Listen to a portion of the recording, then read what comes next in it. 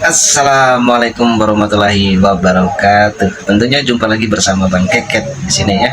Di sini saya hanya ingin menyampaikan beberapa poin utama ya terkait media sosial yang sekarang ini sedang ramai diperbincangkan oleh netizen-netizen ya terkait pernyataan yang dikeluarkan oleh presiden dan wakil presiden, di mana pernyataan tersebut terkait dengan RUU perampasan aset. Tentunya ini menarik untuk kita kupas ya. Setelah saya telusur dan ditelusuri ya, banyak netizen yang ramai di media sosial, lebih khususnya TikTok. Mereka berusaha membuat ya ruang-ruang diskusi khusus untuk memperbincangkan terkait RUU perampasan aset, tapi tidak sampai pada konteksnya. Kenapa demikian? Ya, banyak orang yang berusaha masuk tapi tidak mengerti alurnya kemana. Mereka berbicara soal RUU perampasan aset, sementara draftnya mereka tidak cermat, dan bahkan mereka tidak pernah membaca draftnya seperti apa, tapi berusaha untuk berbicara di media sosial, lebih khususnya komal TikTok ya, di mana di setiap room mereka selalu berbicara soal RUU perampasan aset.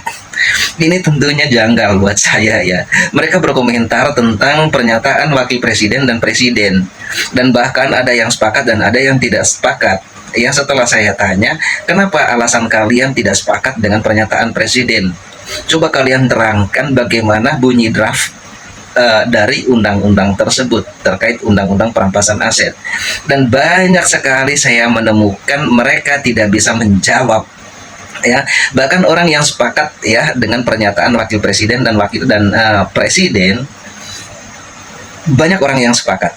Tapi setelah saya tanya bagaimana isi dari draft tersebut sampai kalian itu bisa menyepakati hal itu, bahkan mereka tidak mampu untuk menjawab secara keseluruhan ya.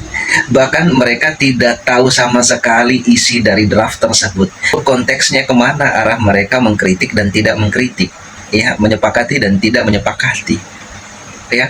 Tentu kan ini menjadi janggal. Saya rasa ini diskusi yang tidak masuk di akal sehat saya.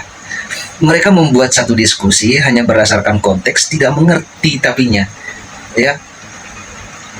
Makanya kata saya, kalian kalau mau berdiskusi ya tidak ngerti konteks, udahlah cukup diam, jangan berusaha untuk berbicara tapi tidak mengerti ya, tidak memahami. Kalau seandainya kalian paham ya apa isi draft tersebut, kalian boleh mengkritisi. Bahkan orang yang menyepakati tentunya tahu apa isi dari draft tersebut ya terkait undang-undang perampasan aset. Tapi cenderung ya, saya menemukan banyak sekali orang-orang yang tidak memiliki kompeten dan mengaku sebagai pakar hukum dan mengaku sebagai aktivis ya, tapi mereka kebanyakan itu tidak masuk dalam kategori saya ya. Janggal teman-teman, janggal. Makanya selalu saya berusaha untuk masuk ke dalam situ untuk menjelaskan hal-hal, setidaknya memberikan gambaran-gambaran yang bijak agar masyarakat Indonesia mampu mengamati secara terang benderang ya.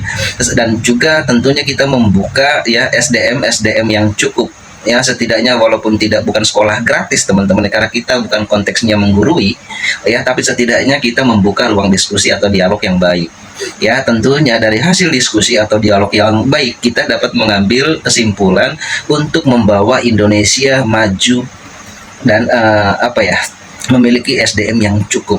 Nah gitu, setidaknya kita dibekali ya dengan wawasan-wawasan yang cukup. Jangan membangun narasi-narasi liar dan narasi-narasi sesat yang tidak ngerti dan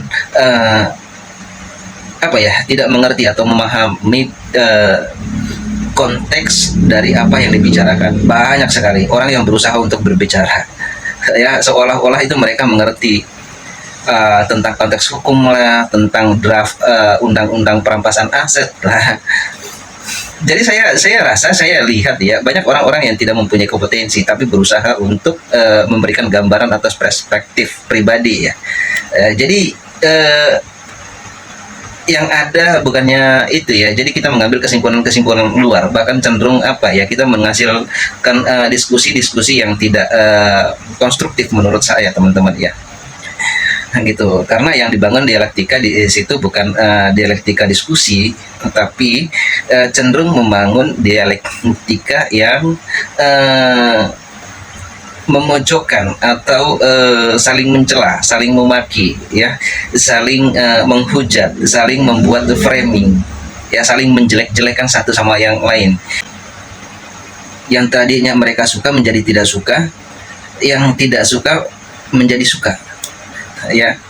Cobalah, ya, kita sebagai masyarakat Indonesia mampu mengamati mana yang baik dan mana yang tidak baik. Intinya kita sebagai masyarakat Indonesia mampu mengatasi bangsa, ya, dengan moral yang cukup, ya, dengan wawasan yang cukup. Tidaknya Indonesia ke depannya melahirkan SDM-SDM yang baik untuk memberi atau mengkontribusi segala aspirasi anak bangsa itu dapat tersalurkan dengan baik dan menjadi satu contoh teladan bagi negara lain, ya, tentunya dengan SDM yang cukup, ya. Jangan lagi mempertontonkan hal-hal yang receh, ya, karena apa yang ada kita dilirik oleh bangsa lain itu terkesan receh, itu ya. Jadi bangunlah peradaban yang baik, bangunlah SDM yang baik. Kalau memang tidak tahu, ya udah tidak tahu, jangan berusaha untuk berbicara, ya. Kita berbicara sesuai dengan fakta atau sesuai dengan kenyataan. Kalau memang tidak tahu, ya udah tidak tahu, ya. Kalau memang tahu, ya ngomong tahu, gitu kan. Tuh, tapi yang tidak tahu jangan berusaha untuk cari tahu, gitu loh. Boleh cari tahu asal pada posisinya atau pada konteksnya, jangan membuat framing. Begitu ya, mungkin cukup sekian dari saya, teman-teman. Assalamualaikum warahmatullahi wabarakatuh. Semoga bermanfaat. Salam hormat, salam akal sehat.